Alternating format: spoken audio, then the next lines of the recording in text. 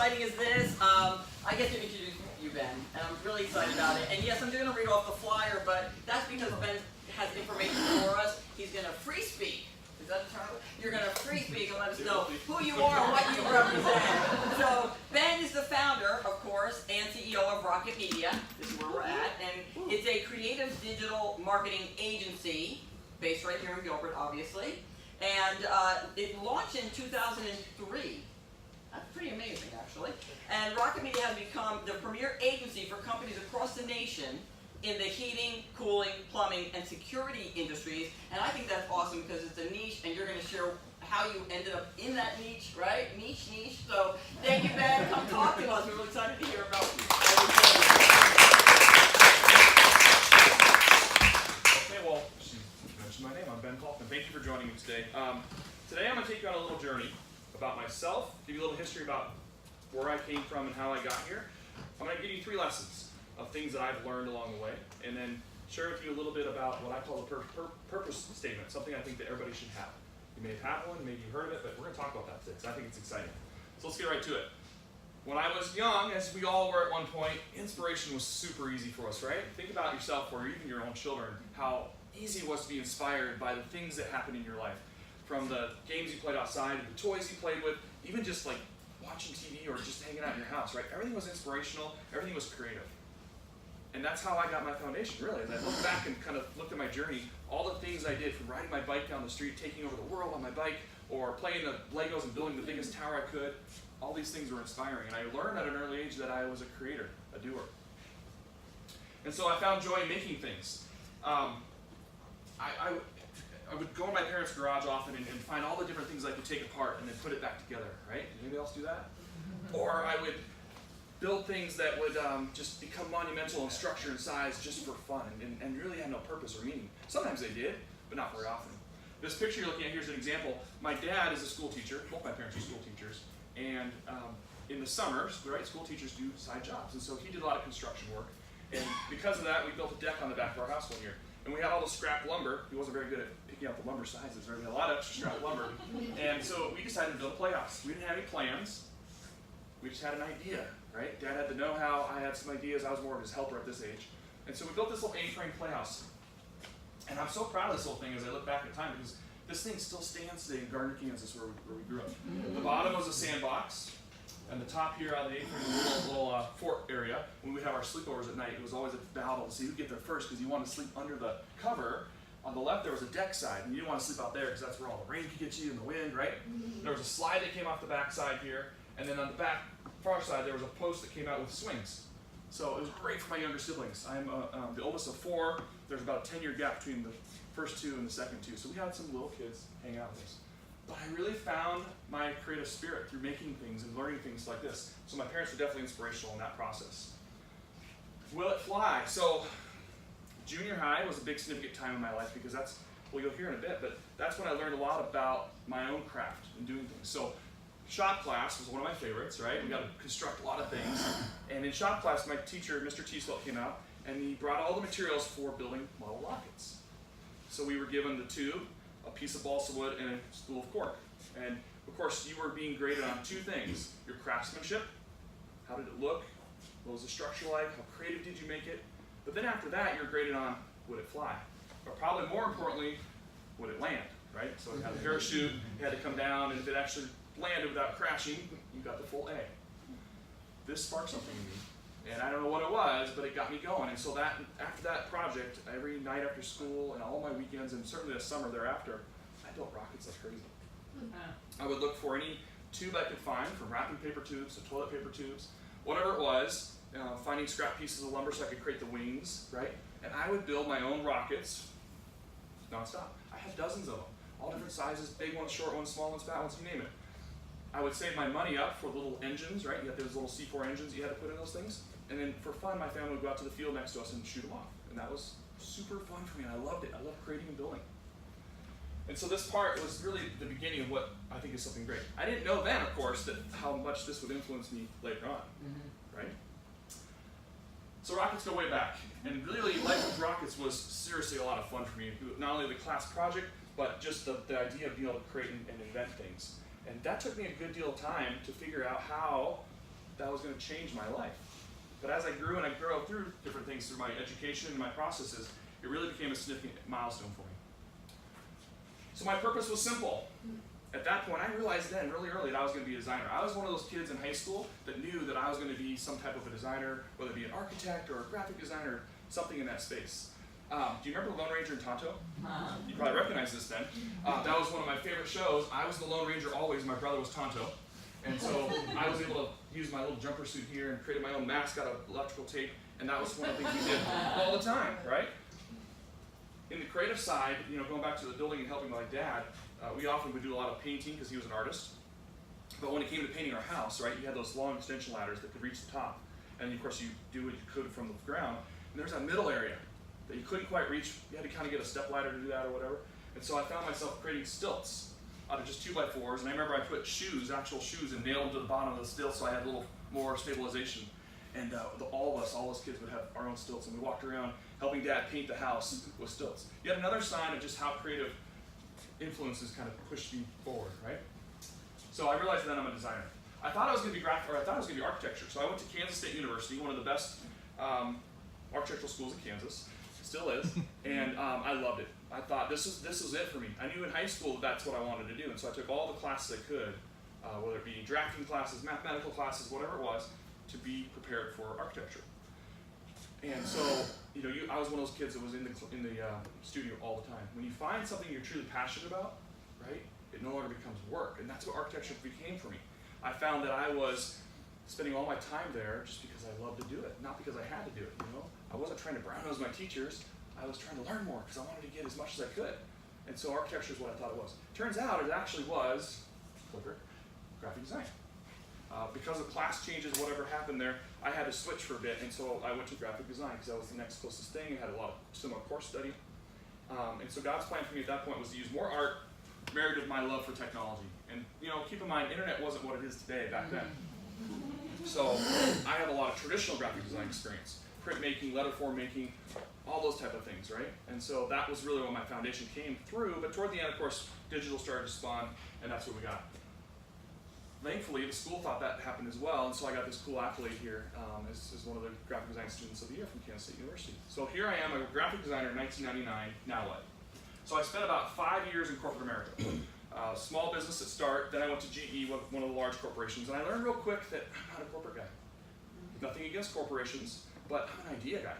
And when you're an idea guy, in some corporations, that can be stifling. I would find myself at the lunchroom table just talking to everybody about different things and sharing my ideas, only to come back to my desk to find a reformation saying, you shouldn't talk to that person unless you talk to your manager, talk to their manager, talk to their manager.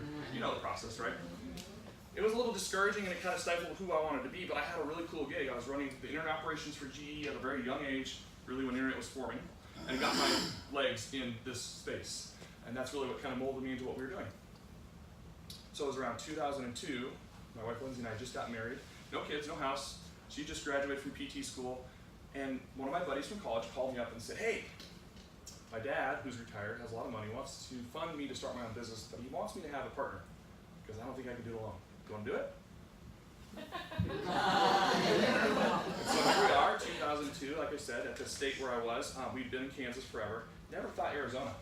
Never thought that's where we would end up, but that's where it was. And so we took a leap of faith and came out to Arizona. Did that for about a year and made every mistake you could possibly make running a business, not knowing anything about running a business. And so that dissolved within a year. And now I'm ready to start it over. This is now 2003. Rocket Media is formed. And it was different this time because now I had a house, I had a child, I had a lot of obligations. And suddenly it wasn't just about Ben or my wife, it was about the responsibilities, right? And so it was way more significant. And so it changed the perspective and it forced me to grow up a little bit more. When we're younger and it's just us, it's really easy to be all about me. But when you have responsibilities, it changes that cycle. And suddenly it's not about you, it's about them and the ones you care for. And that really changes my mold. So that was a really growing period of my time. I didn't really know what I was getting into though. This is a picture of me back in my very first desk at our house, which was where the business started. It was one of the guest rooms. And I didn't know anything about running a business, but when you're starting a business, you do it all. So I was the accountant, I was the project manager, I was the salesperson, I was the marketing guy. I did it all, right? That's what we do when we start a business. But I had had a lot to learn, and thankfully through hard just challenges that come through, you kind of learn along the way. And that's really how the model worked for me. Never had any formal training in business, but I love to study, and I love to learn, and so that's kind of how it formed. And so, as I was thinking back about my previous path, one of the things that I remember was all the jobs that I had as a child. You ever think about that? Mm-hmm. All the experiences you had, the different jobs. I grew up with Parks and Recreation. That was kind of my path through really 7th grade on up. My first job for Parks and Recreation was picking weeds out of the flower gardens. Yeah. Right? And I remember doing that job a lot, and I always thought to myself, man, they should just spray these darn weeds, right? But then I wouldn't have a job. So, but as I was thinking back on that, I was realizing that I could have just picked the big weeds and just cleaned the garden that way, and my manager probably wouldn't have noticed the difference. But something inside me made me pick all the weeds. Not because I had to, but because I wanted to. Because I wanted to do something that felt right, and because inside of me, it's something I had to do. I think then it more to the next level of Parks and Recreation, I was managing the ballparks in our little town. It's just 4 fields. And I can reflect now on all the experience I had there where I learned conflict management resolution. Mm-hmm. Separating the parents and their little fights about the t-ball games and things like that, right? Or the adults in their drunken softball games. Mm-hmm. I learned management skills by running the concession stand, and just different levels of responsibility that you kind of pick up along the way. And then when you get to a certain point in your life, you go, wow, this all makes sense now. There was a reason for why these things happened in my life, and it kind of led me to this path. And that's where I was. So I learned about my passion through my journey of all this creativity, inspiration from my parents, and the different experiences I had through school, and the paths that I've had in my different jobs and careers. And that's one of the things I think we all have to make sure we find is the passion that sparks us. If you can't find that within you, which it is there, it is, you want to find something you can do to explore that and express that. And thankfully, I'm in that position in my life where I've been able to do that quite often. Starting off with graphic design, and then starting in this business, and now my passions had to change just slightly because I don't do any of the actual work here as far as the designing and the developing anymore, right? Now my passion is leading people and thinking about where I'm going to take this business and how I'm going to help support these families and grow this company in a different way. That's a different passion, it's a different path. And so it's okay, I think, that passions can change as long as it's under the same premise of what you originally thought out to do. Because it's going to grow and it's going to build from there. So finding your passion is important. So let me share 3 things I wish I had known from those earlier days that I would share with any business owner or any entrepreneur that's getting ready to start. We're in 15 years of business now, and so we've learned a few things, but we still have a lot to learn. But these are the 3 that I think are most important. Number 1, it's about helping others, not turning a profit.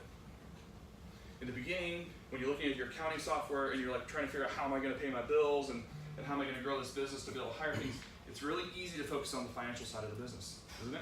Like you start getting obsessed with the money and like how much more can I make if I did this or that. But what we forget, and this is something you have to cognitively do, is what does it mean for the people around you and the community that you're in. I was very thankful that I chose to join the Chamber of Commerce in the very beginning stages of my business when it was just me. I met a lot of great people, but it also helped me realize how important the community was that we are in and how I want to be part of that. So one of my most favorite programs we have at Rocky Media is our Give Back program. You may have heard of this. If you haven't, what it is we allow nonprofit organizations across the nation, well, people that know nonprofits rather, nominate the nonprofits that need help with their web or digital services, things that we do here. And then we, as a group, pick our top 3 based on the nominations, and we put it back out to social networking and let everybody in the community vote for who they want to have us help. We've been doing this for about 12 years now, and we've helped some amazing organizations all over the nation. And we've got a great one this year that I can't wait to release when we get that done here next month. But it's a really great way for us to take our talents and our services and share with the community, large community or even local community. Now, it's not profitable in any way for me to do that kind of thing, right? It certainly doesn't help our bottom line, but it certainly helps our morale. It helps your goodwill and the spirit that you do within the community. And I think it's the right thing to do. I think more companies should do this kind of stuff. And this is one of the things that I think has really helped our company culture. We do a lot of give back with our different charity organizations that we'd like to help out. This is one of the food banks in town, right? And we do this probably 3 or 4 times a year. And this isn't another time where you're spending money for your team and your staff to go do something during business hours, which isn't profitable, but it builds a great unity within your team. If you have an organization or you have the opportunity to do something like this, just do it. Because that kindness that you're spreading, that you're sharing, is super helpful for your company because it's going to be seen by everybody that this is a priority for you guys, right? But also within the community because it shows others that you care. And you're helping, obviously, people that need help. So I'm really proud of this give back thing, and that's one of the lessons I want to make sure you take away today. Number 2, focus on what you do best and let others do the rest. Easily said, not easily done.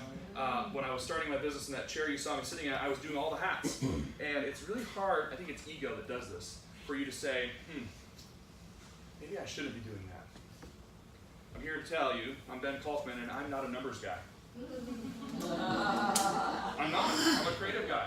And I'm okay with that, right? But it took me a while to be honest with myself to say that that's one of my weaknesses. And there's lots of things that I've learned as we've grown the company that are my weaknesses that I need to make sure I help. If you look at our organizational chart here, this is just showing you a piece of it, and you'll see of the 26 employees we have here at Rocket Media, there's 5 people working in the financial side of my business. Because I want to make that a strength for my business, not a weakness. So I hire to my weaknesses, right? And as I grow, I look at it from that perspective of where am I weak at? Where can I grow? Where's the best? It's so easy. Let me tell you, it's so easy to do the supply and demand thing. Oh, we got to do this product or the service because everybody wants to buy it, so we got to hire more technicians, more people to do that thing. And you forget about the things that you're weak at, and those things get pushed aside because you're not strong at them, so you're not doing them very well. And your business flounders because of those reasons. It could be marketing, it could be sales, it could be accounting like me. Whatever it is, I'm here to tell you, you got to own that, and you got to make sure that you take care of that. That was one of the hard lessons I had to learn along the path. Luckily, I've got some great people involved with this now, and we're doing great. And I'm much better at numbers now. I'm learning. You give me a P&L statement or one of those big, long Excel charts, my eyes still glaze over. But if you give me Excel or if you give me little charts, I can read it real well. Visual guy. So number 3, the details matter. It's all about the details. This is my favorite one. This is the one I'm the most passionate about when it comes to giving advice on things with regards to the business. I think it has to do with being a designer perhaps, or maybe just the path that I've gone. Remember I told you about the story about picking the weeds? Those were the details to me. I could have just left it and just done the ones that were obvious, right? But it wasn't that for me. I'm so super hyper-focused on the details. I'm obsessed with that sometimes. You know, when you think about your business, there's all kinds of different areas in your business that you could obsess about, and you could think about the details of that. Let me give you some examples. Your customer journey. What's it like to buy from your company? Well, it's probably a certain kind of process, a certain kind of experience. But have you ever thought about the details that happen in there? Like, what does a thank you card look like? What kind of ink are you using on that thank you card? What kind of stamp are you using on that thank you card? Right? It's kind of crazy to think about that, but every time you focus on those little details, it makes a bigger difference. This event that we're in today, you know, I didn't organize this, but I got to be part of it. And there's a big process if you've ever organized an event. There's a lot that goes into that. And I just thank you for the group that put this together today. But your experience today had been thought of, not only by that team, but myself and my team. From the minute you walked in the door, I was very specific about what you saw when you walked in, and how it looked, and how it was treated. If you walked in this room and it had a different feel as well, the chairs were all aligned a certain way, a certain measurement. I went through and made each one a certain distance apart. You know, we cleaned the room a specific way. The thermostats are at certain temperatures. You don't fall asleep on me easily. We put new air fresheners in here so the aromatherapy would be a little bit stronger, a little bit better for you in here. Those kind of details make a difference. Now, does everybody care about that stuff? Not usually. No, not usually. But it enhances the experience that people go through, right? And as you look at your business or your job or whatever you're doing, think about those details that could make a difference for your customers or for your team. I obsess about my client or my staff and always making sure that they have the best of everything. And the details that we go through for them is kind of crazy to some people because it's a little excessive, but it's because I care a lot and I want to make sure that they have the right support. The other thing I want to mention is design is more than what you see. You know, I'm a graphic designer by trade now, right? And I used to be so visual perspective on design. When you say the word design, that's probably what you think is what you see is designed, right? The visual aspect of design. And as I've grown as a business owner, I've learned that design is so much more. I'll just use my business as an example. When you come to buy from us, we design the way you interact with us. The sales experience, the marketing experience, that's been designed, okay? Now, that can be seen as visual, but when you hire us, you're gonna be seeing the project management side of things right away, right? And that's designed a specific way. So project management is designed. The writers write the content for the site, that's design. That's the way they design the content, the structure of the story that we're telling. The developers, they code in a certain way, which is kind of hard to see design in, but it is designed the way they do it. Because anybody that's know anything about developing when you pick up someone else's code, you're trying to figure out how they designed that, right? And every developer does it differently. So design is so much bigger, and I want you to share that because that took me a long time to figure out. I was very narrow-minded and very shallow in my thoughts on design, and it's changed. And I think that's important to consider. So passion can change. I mentioned to you my passion now is about leading the team and the vision for the company. I'm very fortunate that we've had 15 years of business now, and we've got a really cool team, and we've got some amazing clients that we get to work with, and just really is humming along right now, which is fun. But that passion is really what's driving me all the time in what I do, and I reflect on that often. So the next thing I want to talk about is understanding who you are. When I was talking at the very beginning about our childhood inspirations and dreams, right? Well, have you ever thought about how that changes as you grow as an adult? How hard it is for us now to find that inspiration or to be creative, even at that, right? When we were kids, or if you watch kids, especially the really young ones, they can find entertainment in anything, you know? From just the way you look at them, they can laugh. You know, it's amazing. But as an adult, all the weight of the world's on our shoulders now, right? We know so much, we're responsible for so much, and it's really hard for us to find that inspiration for creativity. So what I've found is that there's a way to do this, or at least a foundation to form or pull from for this inspiration, for this creativity. And that's what I want to talk about next. So I think everybody should have a purpose statement. Simply, a purpose statement is how you want to show up for your life and for your business. In its simplest form, it is just that. But in the large picture, it's really what can guide you and form the guide rails for how you make all your decisions.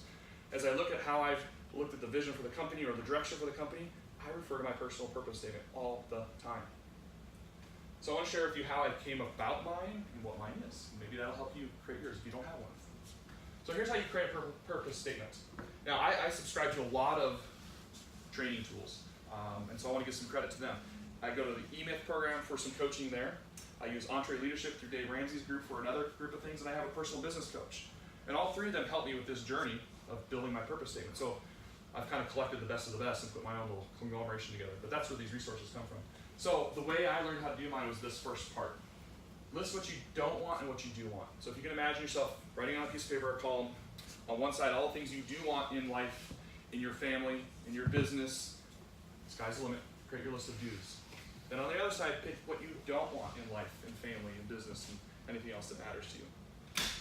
Make that as exhaustive as you possibly can, because that's going to be where you pull from as you go to the next step. So then you pick your priorities. Of that list you just created, what are your top 10? Let's just say your top 10. It could be the top 10 do's and don'ts, whatever they are. Pick out what those are, and then figure out what is in your way to accomplish those. It could be that you need to learn something new. Could be that you need more resources. Could be that there's a person that's in your way. Whatever it is, identify what that is that's blocking you from accomplishing or solving or preventing those items.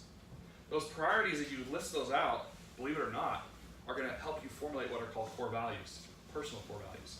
In a business, we have core values for which we form our businesses around. The things we want our staff and our team to always uphold, that our customers experience when they work with us. Where do those come from?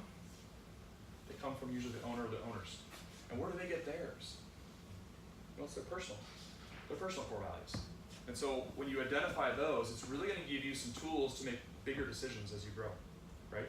So if you don't have your own personal, work on those too. This is going to help you with that. This next one's a little odd, I know, but go with me for a minute here. Write your own eulogy. So you're gone, and you're writing what you want people to remember you by now. What do you want people to know you as? You were the best this. You had a caring heart. You had a great family. Whatever it is you want the people to know about you, write that out in a story format. And by doing that, that's actually going to release inside you some of the key points you'll use for your personal statement. Okay? And it actually is kind of fun to do too, because you realize how much you value. And as you've created this list and these priorities, they're going to come right out of you. It's a natural thing. Now, I already showed you I'm a designer, so visual has to be part of this for me, and it may be for you too. I'm not a really great writer. My mom is also a teacher. She's an English teacher, right? And so it was always a challenge for me to write well because she was the best at writing. And I always wanted to write well for her, just to show her how I could do it. But it was a challenge because it's just not natural for me. So I went to visual. And so I defined what are called your walls. I'm going to show you what I created when I very first started. And I've had my personal statement for only about 6 years. So I've not had it forever. It took me a while. I've had many years of business without it. But the minute I had it, it changed my perspective on how I ran my business. So here's my 4 walls. What you're looking at here is the 4 ways that you get to know me, right? You have to enter through one of these walls to get to know Ben. And these came from my core values. Let me explain these to you. So God's the first one for me. My faith and my perspective on life is revolved around religion. I'm a devout Catholic. I pray a lot, and this is the #1 priority for me in life. So this is my first wall. My family is my #2 wall. If you know me, you know I've got a large family and an amazing family at that. And no matter what happens in my world, they've got my back and I've got theirs. Right? So that's my second wall. My third wall is my business. I was already in business for about 7 years when I did this, and so Rocket Media was the only business I had then. And I had to be honest with myself because it consumed a lot of my time, a lot of my energy, right? A lot of my resources, and if I didn't say that was a wall, then I'd be lying to myself. So my business is the third wall. The fourth wall was the weirdest one for me because remember we were talking about how we grow and our creative spirit kind of changes, and basically making yourself a priority is kind of lost in that for most of us. Right? And so if we don't identify, I had to identify that I wasn't taking great care of myself, not physically, not mentally, not spiritually. I wasn't making space for me to be me. Right? And we all need that in our lives. And so I had to identify that that was something I needed as a priority, and so I made that a wall for me. And that was a game changer for me. I'm really glad I make time for me now. So you'll notice there's little posts on each of these corners, because to me, as an architectural thinking kind of person, that this structure is supporting itself. If any of these walls was to fall, the whole thing would fall over, in my opinion. And so I have to make sure I'm always taking care of these walls. And so I spend every day making sure I spend time in each of these different walls of my life. You know, for me, I'm a morning guy, so I get up early and I do a lot of running and meditating and listening and learning on my journeys. And so right away, I'm taking care of me, checking off the list. Usually my spiritual side's checked off in the morning as well, although I do that throughout the day. But those first 2 walls are the first things that get done in my day. My family is off and on throughout the day because I see them in the morning as I take them to school, and then I see them in the evening during dinner and the homework times and all the things we do at home. They probably get the less of my time more often than not because there's so many polls for the business and other things, but I still try to make a priority each day for my family. And then the third, of course, being the business. I'm here a lot, but I have to make sure I don't spend too much or these other walls are going to crumble, right? So as you think about your own personal purpose statement, and you think about what would your box look like, don't let yourself just be boxed in. Maybe yours is a hexagon. Maybe yours has 8 sides. Doesn't matter how many walls you have. Just identify your walls so you know what your boundaries are and you know how people can interact with you. This is also great because I know how I'm going to meet people, whether it's going to be through my personal time or it's going to be through my religion or through my family or through the business. That's how I get to interact with people, and I know that now, and I can identify how I can capitalize on that. Right? I can bring a different bend to those different perspectives because even though I'm the same person, my mental thoughts are different in each of these different areas, right?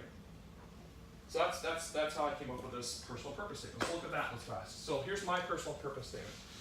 To lead by living a balanced and focused life and caring enough to make a significant difference in all that I do.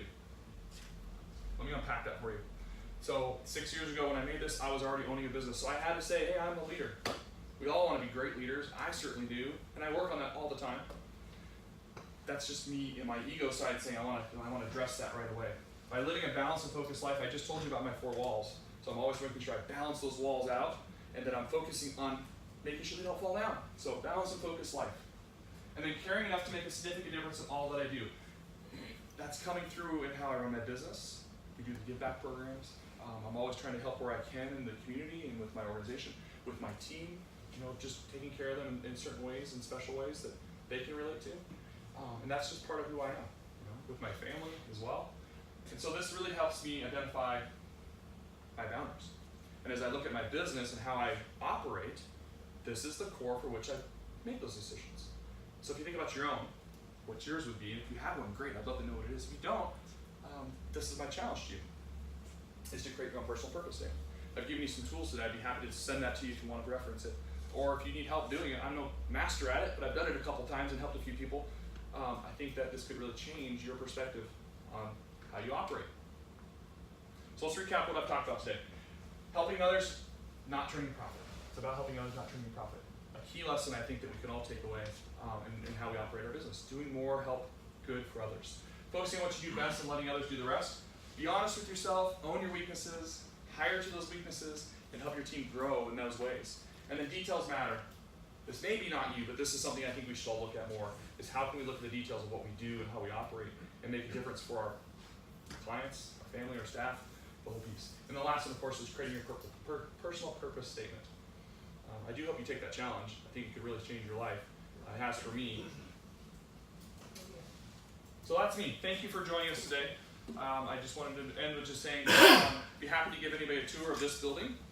This space we purchased 2 years ago, it used to be a preschool.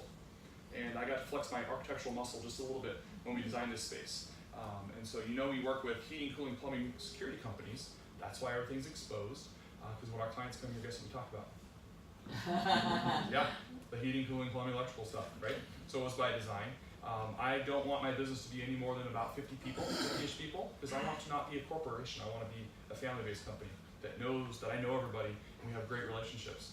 And so this building will only hold 50 people, so I can't break my promise. So if you're interested, I'd be happy to give tours at the end of this. But thank you for coming today.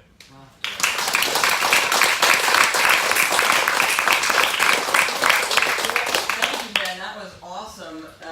And I am in the process of making my purpose statement, so I would love the information to help me walk through that. That would be great. And we do have time for Q&A, so if there's any questions for Ben, now would be the time to ask them. Sure. Ben, your #1 lesson learned, is that a character issue, or did you actually have a liminal moment in your business where it said, I'm focused on the wrong thing here? Was there something that just woke you up like, hey, I've been focused on money, I'm losing business as a result, or was that just something born inside you?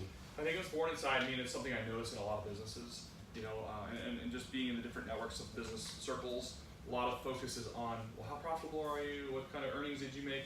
And it's not a lot about, well, what kind of cool things have you done to help the community today? And that's maybe me, and maybe you're right, maybe it's a personal trait, but I think that if we could change the perspective of how we think about our businesses and utilize the resources that we have, maybe you don't buy a keg this month, we have a keg here, by the way. You go out and do something fun, right? And help others. It's a personal shift that you have to cognitively kind of make the decision to do, I think. And you've seen benefits from that philosophy too. Absolutely. When you talk about building a culture, what is that? What is the culture of a business? Well, it has a lot to do with how you operate and the things you choose to do, and how you treat your customers. Because your culture is formed by what we do every day in our work, right? It has nothing to do with the space. It has nothing to do with the fun things that we do. It has what we choose to do, and who we choose to help, and how we address things. If you have a bad review, for example, it's really easy to get upset and personally like, oh, I just want to fire back. But that changes things if you do that way, right? Or if you reserve yourself and just think about it for a bit and then write a nice review back saying, I'm sorry, how can I do to fix this for you? Whatever it might be. Well, your staff sees that just like your kids would see how you change and do things, right? And that's the culture that's being formed. And so these are the decisions you make. When people say, how do you have such a fun culture? Well, it's the decisions we make for what we want to spend our time and energy and money on. Yes? I love the fact that you have a niche. How did you get into that specific? So, dumb luck, really. I was an ad guy thinking I wanted the big brands. I wanted to work for like the Nikes, the Reeboks, all these big things, right? So when you ask me, who's in your portfolio, I could say, names you know. My first client, when I was sitting at that desk, was a heating cooling company here in Phoenix. And for whatever reason, it went really well. And it's a Little Boy network. And they all talked. And next thing you know, I have all these people coming to me saying, hey, I heard you help so-and-so, can you help me? That particular client challenged me to help them think of a way to advertise, because when they would run an ad, TV, radio, print, whatever it is, billboard, the next day their competitor would have the same thing. And so this is back in like 2005, and he said, how can we do something different that people can't just copy? And so we together came up with a company called To Fix It, which still exists in the Valley. Now it's called My Guy. And that was one of the very first referral directory companies that we knew of before Angie's List or Service Magic or all those other guys. And so that was also another way that got me into the home services space, was by building that and doing that. And so suddenly we had all these home service companies. In the very beginning, it wasn't just heating, cooling, plumbing. It was all home services, which is about 80 different trades. Wow. And so it wasn't very specialized other than saying, I'm a home service guy, right? Like basically demand generation type stuff. And so I actually have to give credit to my team, because they challenged me to say, we want to be great at something. We don't want to just be okay at something. We want to be like the masters of some area of the business. And we think this is where we should go. What do you think, Ben? And so I fought them on it for a while, because I was looking at the numbers going, well, we got a lot of opportunity in this. But I went with them, and we narrowed and narrowed and narrowed. And as we narrowed, it's become the best thing ever, because now that we're so specific, we are able to be masters at that. right? It's really hard to compete with Rocket Media in heating, cooling, plumbing because nobody knows it as well as we do, right? We get to be so intimate with our customers now that we get to figure out how to help them with hiring, how to help them with internal systems that they need to have built or referencing and things like that. All these things I never thought we'd be doing as a digital agency, but that we do. Cool. Yeah, it's been fun. Wow. Any other questions? Oh, awesome. Thank you so much.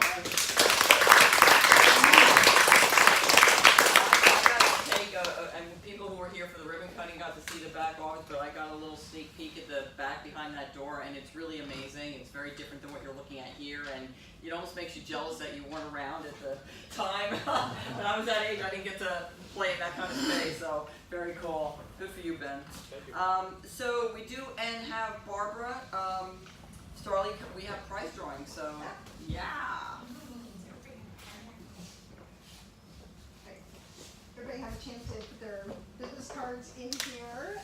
I actually have 2 books to give away. They're both the same. It's called The Rockstar Success Stories. Some really fun people in here. Dean Kane. Oh, I love it. Man, he's got so there's some fun people in here, and it's just some fun stories. I'm just going to draw. Let me just introduce myself really quick. Sorry, Barbara Starley, Toolbox for Entrepreneurs. I'm all about helping companies become more profitable. I am a numbers person. I can't do any of the creative stuff. At least you own it. But yeah. So and like you, you realize that when you're in your specific place where you need to be, you can do so much more for people. And Yes. so, yeah, I love that. So thank you so much. It was just really an awesome learning experience. I take lots of notes, Yeah. so I love it. So thank you. All right, let me just go ahead and draw. The first one is for Brian.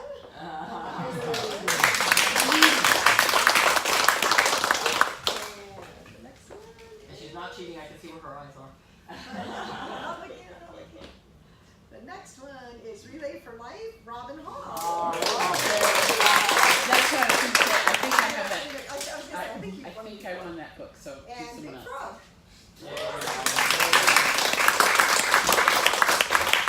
We only have 15 or 20 minutes for open networking. Obviously, this is what we're about. We want to get to know each other, and this is a great time to do it. And I guess you're still the opportunity for a tour still. Absolutely. Right? Okay, Yep. awesome. So thank you for coming, everybody. Thank you so much, Ben. Thank